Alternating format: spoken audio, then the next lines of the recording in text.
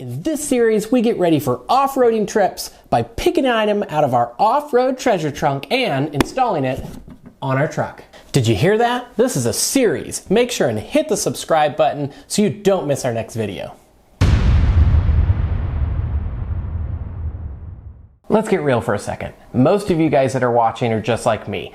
You bought your off-roader and 90% of the time it's on the pavement and you're just itching to get it dirty. All right, let's pick our first item that we need to prepare for our next off-roading trip. Oh yeah! Bed tie-downs. These bed tie-downs are a great alternative to a more expensive chase rack to secure the gear in the back of your bed you might need while you're out in the dirt.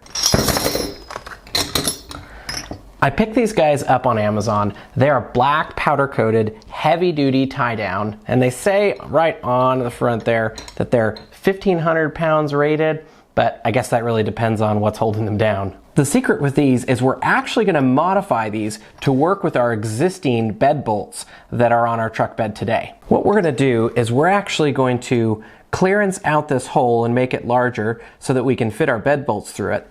And then we're gonna remove a little bit of material here on this sleeve to make room so that we can put them right through into our existing bed with really heavy clamping force to hold anything that we need. The other part that is super important here is a Torx head, specifically a 50 IP. Yes, make sure you get the 50 IP Torx head, which is the perfect Torx head for all Ford F-150 bed bolts.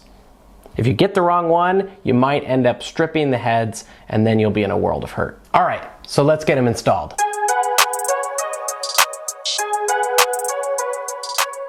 All right, so to get started, remember I'm gonna take that T50 IP, the IP specific, that makes it so that you have the rounded off edges, and I'm gonna pull the first bolt out and get it ready to move.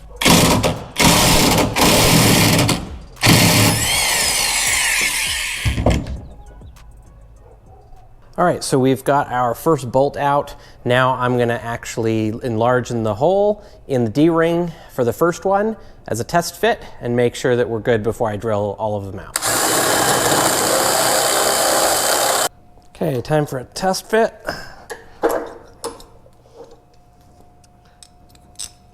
Looks like we're right there. And on the drill, size-wise, that's at 5/8. We went all the way to 5/8. That seems like that'd be the right place to be at. All right, so another thing I noticed is I don't have to clearance the inside of this ring if I can put it right between essentially the existing nut and this washer.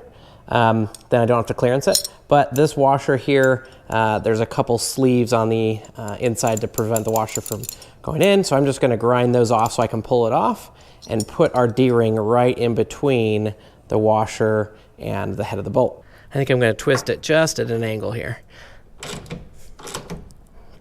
Final torque for these is about 55 foot-pounds. Well, she looks strong. I think this'll do.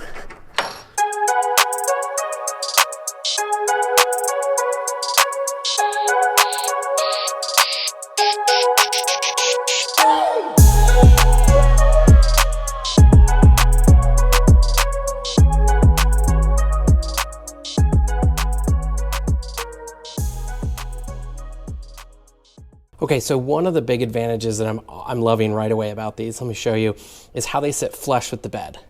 So because your beds have these risers here between the different areas so that you can have boards and whatnot so it doesn't scrape up the entire part of the bed, it sits nearly flush because when it's in the unused position, it's down. I can slide boards back and forth across this and they won't get in the way. Love that already. Because I was able to get all this equipment installed in the back for under $100, tire as well as toolbox, I'm gonna call this the poor man's chase rack. All right, so there's two big advantages of this setup.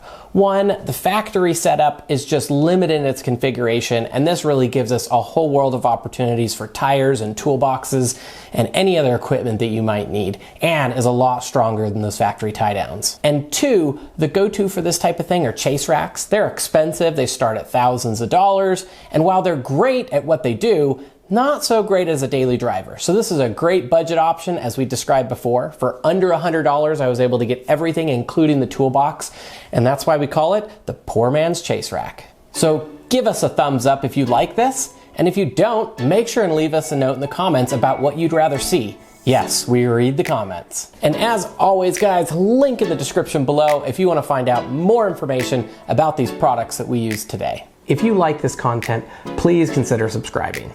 And check out one of our other videos here. We have way more videos to show you that you can look at to help you with your next vehicle or your next trip.